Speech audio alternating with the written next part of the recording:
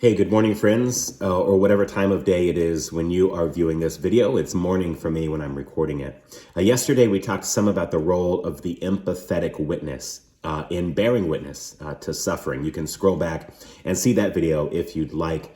Today, I want to talk some about, quote, the narrative. And so in the 21st century, for sure, I think the narrative has come to be associated with negative things.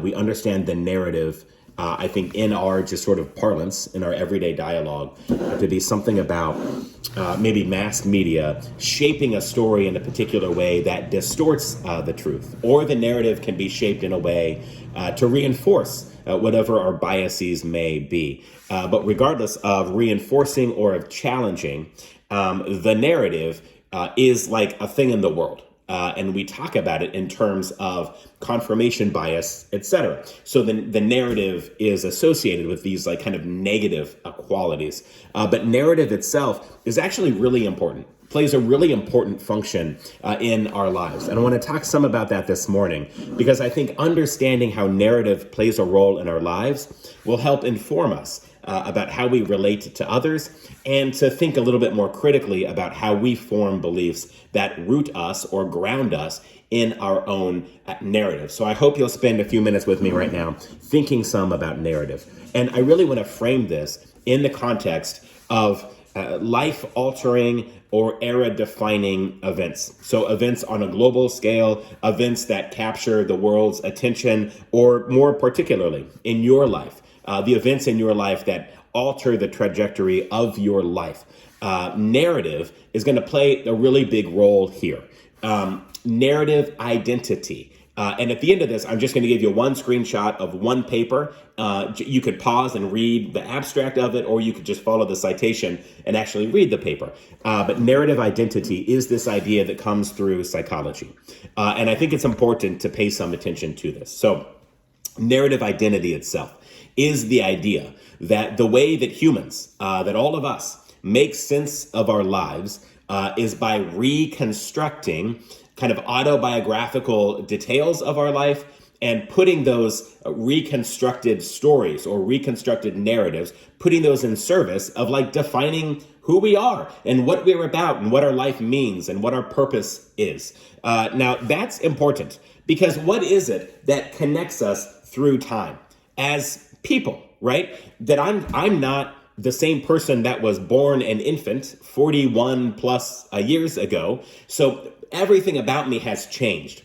But I also think that there's some continuity to myself, to my identity, to who I am. So what is it that connects that infant that was born, that looks nothing like me and shares very little in common with me other than like DNA? So stuff on a molecular or genomic level, I suppose we could say that connects me over time. But my DNA explains nothing about how I experience the world. The way that I experience the world and make meaning in the world, find direction and purpose in the world, a lot of that is informed by the stories that I tell about myself, that I think about those significant moments in my life. Because when you are asked to provide the story of your life, when you're asked to understand where you fit into the world, there's a lot of experience that you could draw from.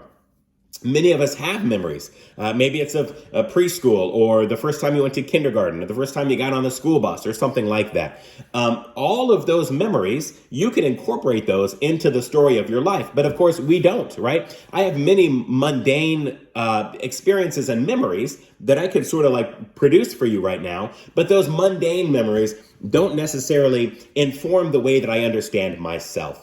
So the stories that I tell about myself, the way that I find my meaning and purpose in the world is, according to narrative identity, is by reconstructing these autobiographical details of my life and then putting those in service of understanding myself and understanding my identity and understanding what's important to me and understanding the framework by which I make meaning in the world. So if you think about, for example, if you are somebody who was raised within any religious tradition at all, that religious tradition provided something that informed your narrative identity. Now, certain branches of religion that have been oppressive to people, to the individual, There's a movement right now coming out of Christian fundamentalism that's called the deconstruction movement. Now, you need not know what that is to make sense of what I'm saying. It's just an example.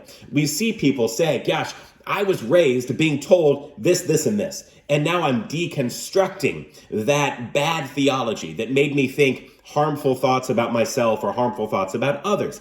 But what you'll find if you follow some of those people who are deconstructing is that at the bottom of that deconstruction, you may find yourself like, well, who am I now? So maybe you came out of a negative environment, but you're still left with the question, well, who am I now?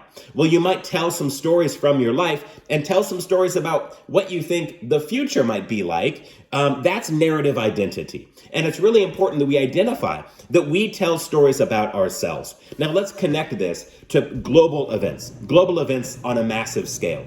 In particular, global events that have something to do with religious traditions or have something to do with ethnicity or have something to do with how you identify your role in your peoplehood or something.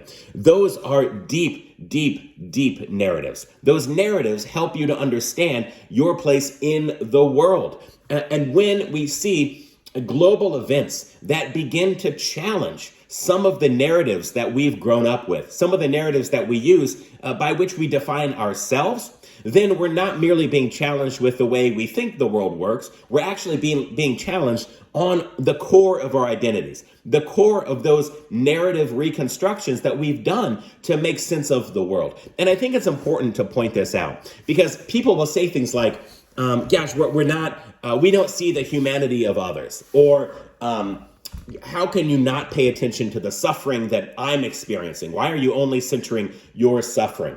Well, we can understand that many times we're not viewing the world through objective lenses. We're oftentimes viewing the world through the narratives that we have told about ourselves and our families and our ancestors and our people and our traditions and rites and rituals. Those are all narratives that we tell about ourselves and our community to make sense of our place in the world. Now, this is important because people will say, like, gosh, how could you be silent during this time of huge global whatever the thing may be?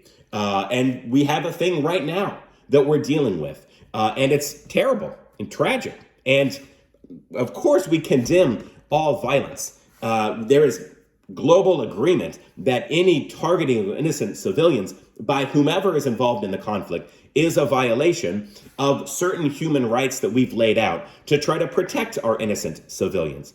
But when these events are happening, we're always viewing them through the lens of our narrative identities, the stories that we've told about ourselves to make sense of the world around us, to make meaning in our lives. So anytime we're confronted with facts that go against the narratives that we've come to understand about ourselves, then not merely are we being asked to revise a story about ourselves, but we're actually being asked to revise something deep about the core of our identities. I think understanding that does two things. I think first, it allows us to understand our reactive nature in the world. We can think like, gosh, this thing that I'm looking at is really upsetting me, is really motivating me to action, is really hitting me on a deep and visceral level. I think it can help in dialogue with ourselves to then ask the question, well, what stories, what deep narratives that allow me to make sense of the world? What deep narratives are being challenged? But then we can also understand in relationship to others,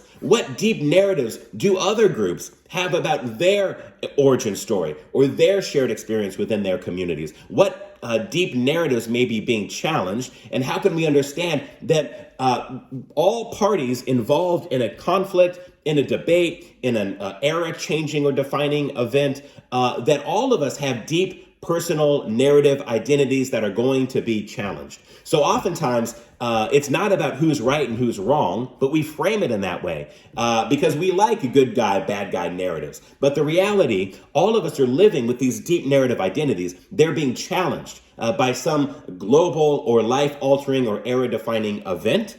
And we need to understand, we've got to get ourselves out of it. We've got to understand that there are matters of fact on the ground, and then we have to understand our reaction to those matters of fact will be shaped by our deep narrative identities. One of the way to challenge those narratives is by relationship building with others, so that we open up and share those narratives and understand how they intersect, challenge, or reinforce the narratives of others. So just a few more words on narrative identity today.